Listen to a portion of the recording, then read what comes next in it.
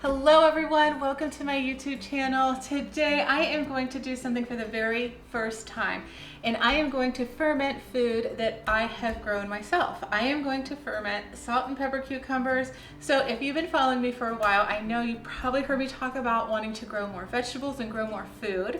I've done that, and now I want to start practicing and getting into preserving that food. So I have things stored over the winter for food sustainability, to save me money, and just because I'm really interested in seeing what I can do with this aspect of gardening. Hello everyone, this is Future Michelle. I just want to jump in here and explain something really quick. So I'm not necessarily doing this video to show you how to ferment. I'm doing this video to document my first fermenting process. And if you're interested in seeing how I do, whether I succeed or fail, or if you want to learn with me and help me to learn how to ferment and leave me comments in the comment section, I would absolutely love it. First up, I thought, well, I better figure out if I actually even like fermented foods. A long time ago, I didn't like pickles. I really love pickles now. So I went out and I purchased fermented pickles, and I got these. It's called Bubbies, and these are definitely fermented. So not all the pickles you get in the refrigerator section are fermented. Some I think are just vinegar refrigerator pickles, but these definitely are fermented. And I tried one the first day, and I got it, and I didn't really like it. Well, it's not that I didn't like it, it just had an odd taste. And then the next day I tried like 2 or 3 and I really liked them. And then the day after that I did the same, and so then I had none. So within a few days I ate this whole bottle. They were really good. So I think that's a really good outlook for this project here. So if you want to try some fermented pickles first, try these Bubbies. Then I went and I purchased a bunch of tools that to use in order to ferment, and I actually am going to use 2 different types of tools. The first one is called a pickle pipe, and this is the top to the mason jar, and when you're fermenting, the jar gets a buildup of CO2, and so this one automatically releases that CO2 with that little tiny hole there. I'm not even sure if you can see it. Okay, so that's one jar method that I am doing, and the ring goes nicely around it. The other one is the Easy Fermenter kit that I purchased, and it came with 3 of these tops, which you can count down which day you're on, and then also it comes with a pump that burps the jar for you. I'm figuring that the pickle pipe's probably going to be the way for me to go, just because I'm lazy and I forget everything. So that might be the way, but I'm going to try both. Regardless of the method you use, you do want to make sure that your food in the jar is weighted down in some way or pushed down so far that the food is below the brine you use for fermenting. And the way I'm going to accomplish that is through these glass weights. So 3 of them came with the Easy Fermenter kit. I actually bought 3 other ones as well, so that I would have as many pickle pipes and weights as I did the Easy Fermenter caps. So the next thing I want to talk to you about is the brine. The brine and the food together activate the good bacteria that creates that lacto fermentation process. There is a very scientific way to figure out how much salt you need in your brine, and that involves using weight and doing a little multiplication, and those, neither of which I want to do. After looking up a bunch of different recipes and things like that online, I decided I was going to just stick with making a brine of 1 quart of water with 1.5 tablespoons of salt. So let's talk about the water first. The water can't be straight out of the tap. because there's chlorine in tap water. So if you have city water, you want to take your water and you want to let it sit out for 24 hours so that chlorine can evaporate off.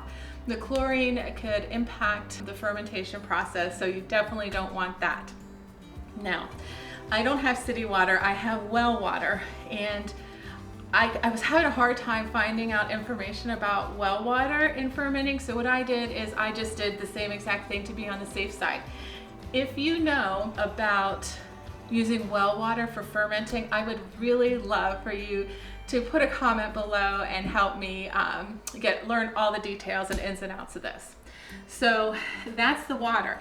Next you have the salt. So don't go buying just any old salt off the shelf, because a lot of salts have iodine in them and other like anti-caking agents and different things like that. So you definitely want to get a salt that is just salt.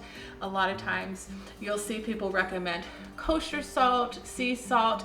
Just make sure the ingredients say salt and nothing else. So when I got this at the grocery store, this is kosher salt from the brand Diamond Crystal. It has just salt in the ingredients.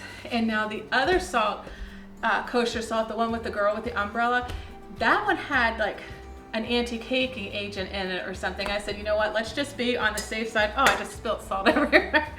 And just get the one that has salt only. And I did the same with the sea salt. This is the baleen.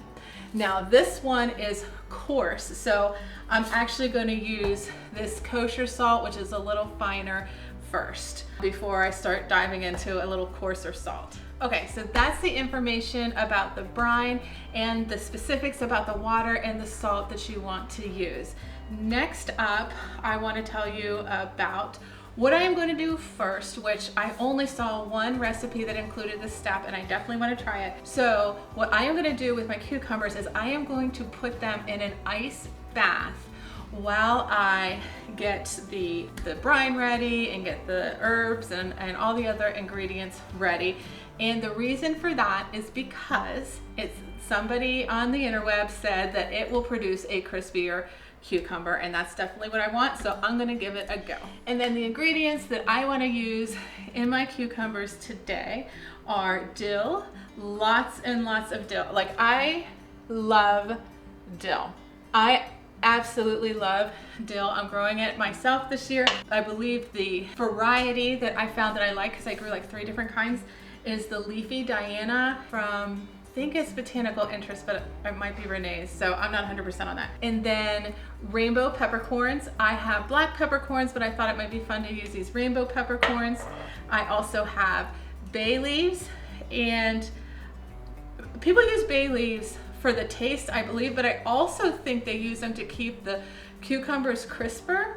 I'm not 100% on that, but I know for a fact people will use oak leaves or grape leaves to keep the cucumbers crisper. I think it's the same with the bay leaves, but I think the bay leaves you get like keeping it crisper and the taste. Tons of garlic, I love garlic.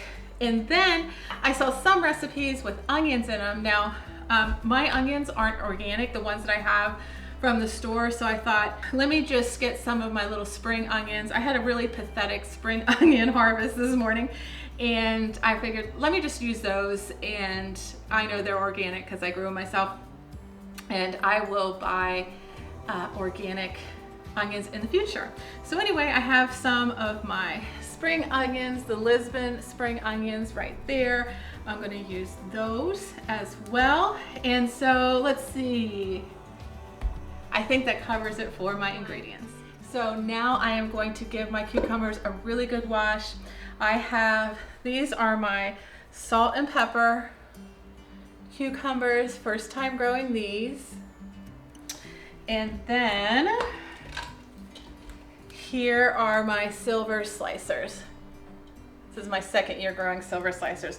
So I'm gonna give these a good wash, and then I'll be back with you and show you what I'll do next. I just want to mention that before I'm actually going to wash my cucumbers, I'm going to wash my hands.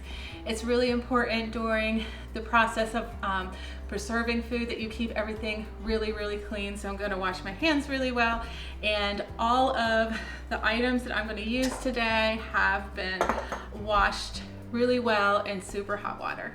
Okay, so I'm ready for the ice bath on my silver slicers. And you are supposed to cut off the blossom end of the cucumber. So while my cucumbers are soaking in the ice bath, I'm gonna go ahead and put together the brine. And that again is going to be 1 quart of water and 1.5 tablespoons of kosher salt. And my water has been sitting out so that it can release any chemicals that happen to be in the water that would prevent the proper fermentation process. So now I'm making the brine, and I need to put 1.5 tablespoons into the water. So here's 1.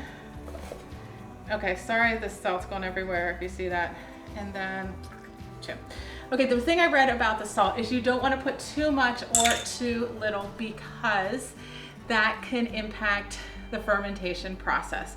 So what I read is that to properly ferment, you want to use between 1 and 3 tablespoons per quart of water. Okay, so my 1.5 tablespoons in here, and then I am going to go to 1 quart.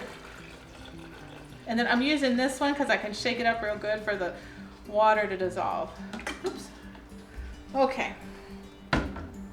So, put this on here. I'm gonna give this a good shake.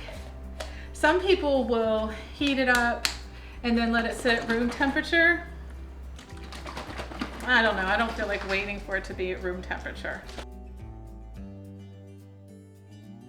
Okay, this is a learning process for me. So this, I'm learning now that this particular container is not good for shaking because everything in it flies everywhere. So I've made a huge mess here, water and salt, but anyway, I have my brine. Okay, so now filling the jars. I think I'm gonna cut these into 4s. They say the less you cut, the crisper they stay. So now I'm going to pack my jar with my dill and my herbs. So I want to get 1 of the blossoms, and I'll get some of this dill here. And then I'm going to put some peppercorns. I'm just gonna, see. And then a couple bay leaves. Okay. So I'm gonna put bay leaves. And then I'm gonna put like a bunch of garlic. They say that with the garlic, the flavor dilutes, so you use a lot. And then some of my spring onions. And now I'm gonna pack these in.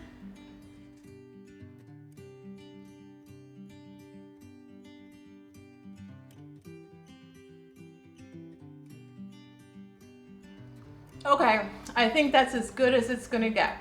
So by cutting them into spheres, I did actually get some more in there. So I'll just put that one aside. Okay, so now I'm gonna give this another little shimmy shake.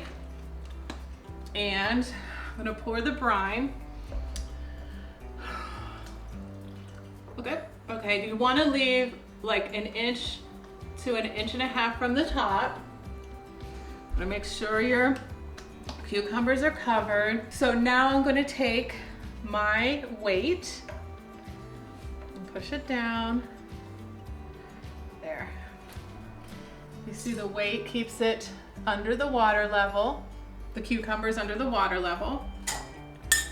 I'm going to put my pickle pipe on the jar. Get that on real nice and good. Okay, guys, here is my first ever, here's my first ever ferment. And now what I do, I let it sit in a cool, dark place out of direct sunlight. I'm gonna put these in the basement. I have a finished part of my basement, and I'll put those in the basement where in a cabinet where there's no light. I think that'll be a good place because my basement gets pretty cool. Okay guys, and now I will go ahead and finish the rest. Something I forgot to mention is that I will let these ferment for 3 to 7 days. I'm gonna probably try them in 3 days to see how they taste. I have to do a little more research on this, but my husband always tells me he likes new pickles, so I think those are probably ones that have a lighter fermentation. I'm gonna start there and taste test them. And when the vegetables, the color of the vegetable changes or the liquid gets cloudy, that's okay. That is what is supposed to happen. Here is the pickles with the easy fermenter top. And I have it set to day 1. Right here is where you adjust the days. So like I said, with this one, the pickle pipe, I am going to try these at day 3. Okay guys, this is Future Michelle once more. Yesterday afternoon, when I was finishing up, my phone or my camera battery died. So anyway, I just want to sum this whole video up and say thank you for joining me today. Thank you for coming along with me on this journey to learn how to ferment and to preserve the food that I'm growing out in my garden. And also, I am done with pickling my salt and pepper cucumbers. I did some silver slicers as well, but I didn't really document those. So anyway, here is my pickle pipe jar. And here is my easy fermenter jar.